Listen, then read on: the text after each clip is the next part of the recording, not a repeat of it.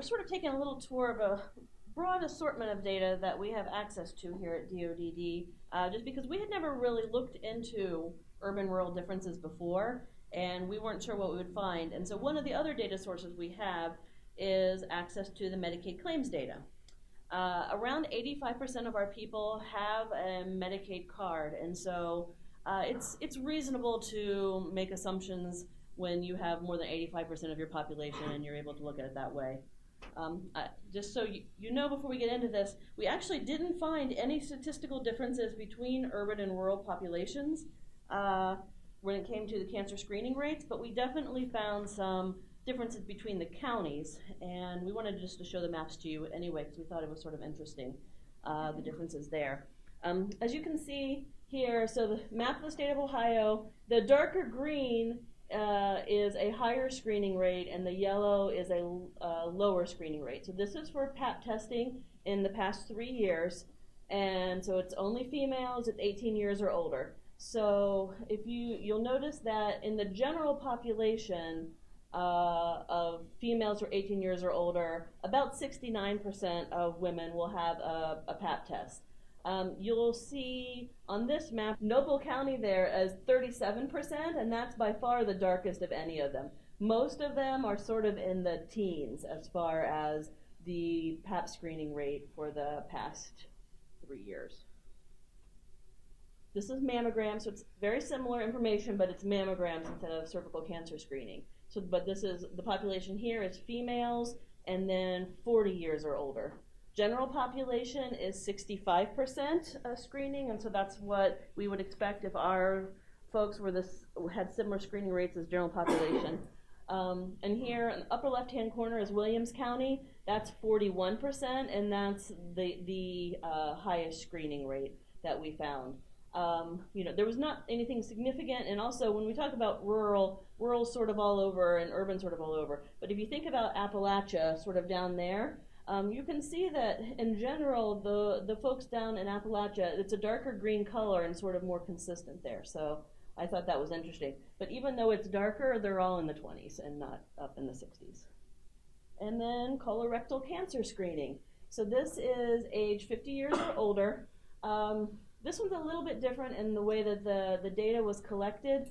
The general population data we have is specifically colonoscopy.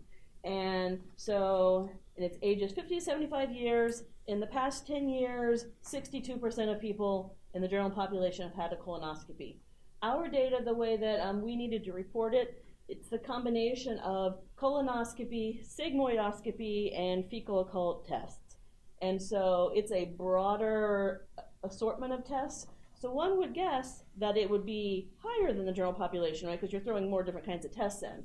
And honestly, it is better. It's like Guernsey County they're at 66, which is higher than the general, but that's for 3 tests. But most of the sort of mid-range greens there, those are in the 30 ranges, and then the yellows are up in the 20s and the teens. And so that screening rate, even though this one is closer to the general population than the others, it's not quite as comparable, and also there's several different tests. So, changing topics yet again, I'm going to talk about the National Core Indicators data. National Core Indicators is a series of different surveys that are performed here in the state of Ohio and other states. Most of the states in the country participate in at least one of the National Core Indicator surveys. The 2 that Ohio participates in are what used to be called the Adult Consumer Survey. So if you've heard people say that, you're going to start hearing people say the Adult In-Person Interview. It's the same test or the same survey. It's just they've changed the name. And the other one that we participate in is the Staff Stability Survey. And Jocelyn will talk about that in a little bit.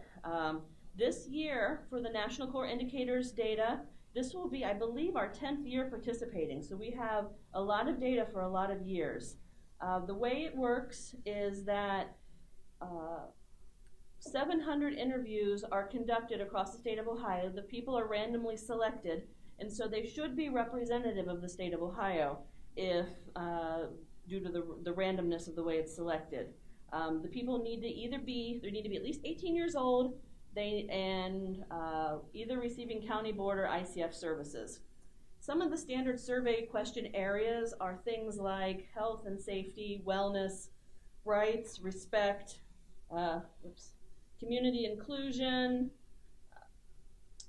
access, choice, and choice is related to things like work, housing, daily activities, and so it really gives us a wealth of information into what the people we serve are perceiving as their sort of daily lives.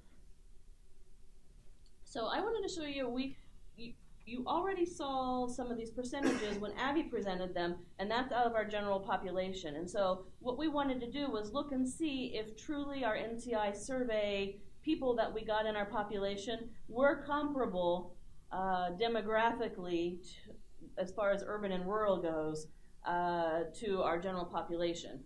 And so you can see here that, this is 19% of how many people participated in, so this is rural and this is urban. I'm not sure why some of the stuff isn't showing. It's on my slide, it's funny.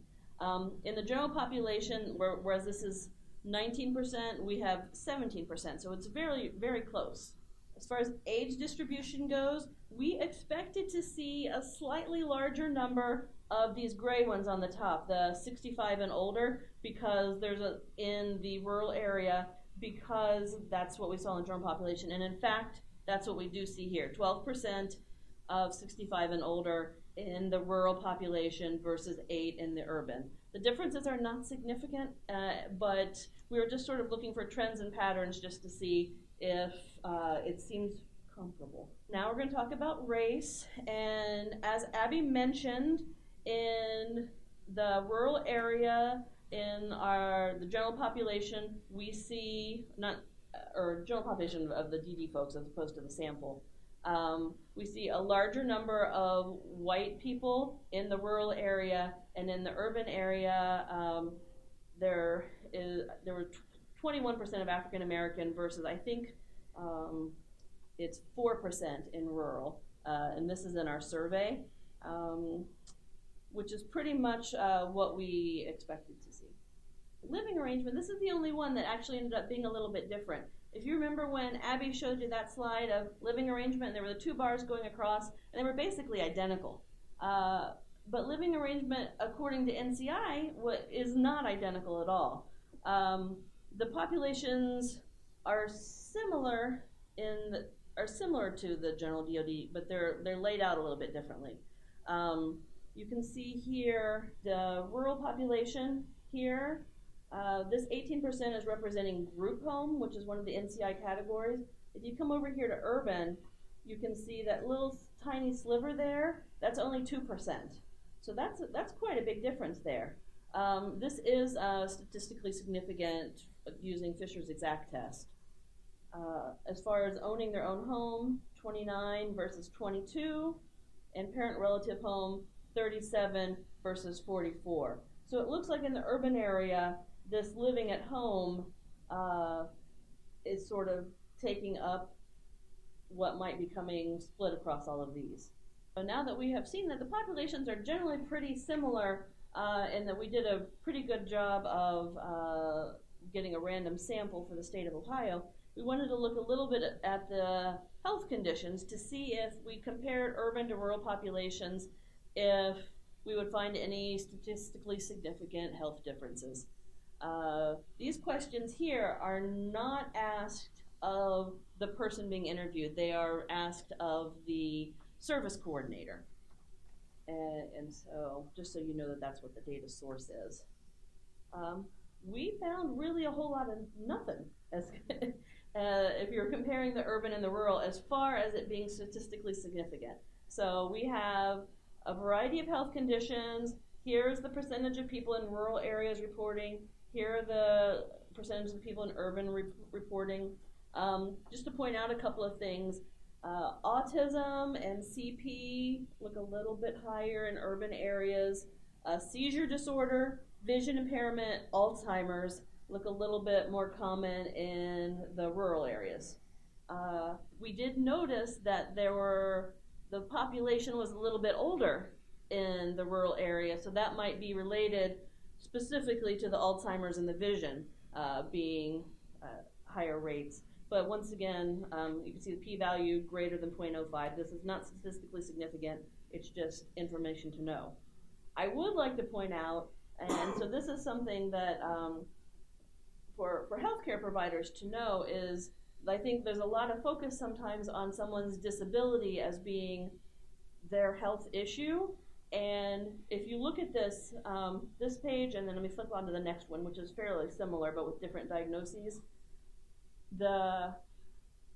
Even though people have an intellectual disability or developmental disability, they may also have other physical health problems, and that those rates are comparable to the general population. And so if someone has a disability and they're coming in for treatment, then you should give them a physical the same way you would someone else, not assuming that they would not be having some other kind of health issue. But just to look through these a little bit more, once again, not statistically significant between urban and rural, but if we wanted to look a little bit for trends, you can see that in the rural area, cardiovascular disease and diabetes are both about 5% higher than urban.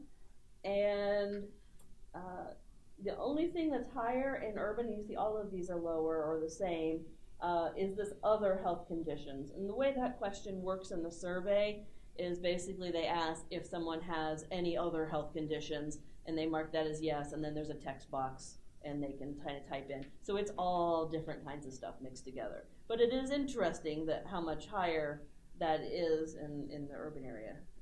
Not statistically significant, but interesting. And then just one more slide coming from the NCI data of the interviews.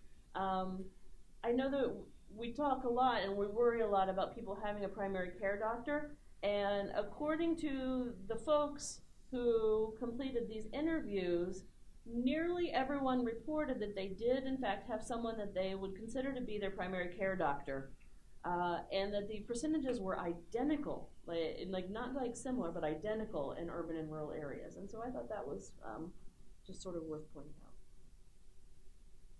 And that is it for the regular NCI survey data. I'm going to turn this over to Jocelyn, who will now talk about our staff stability data.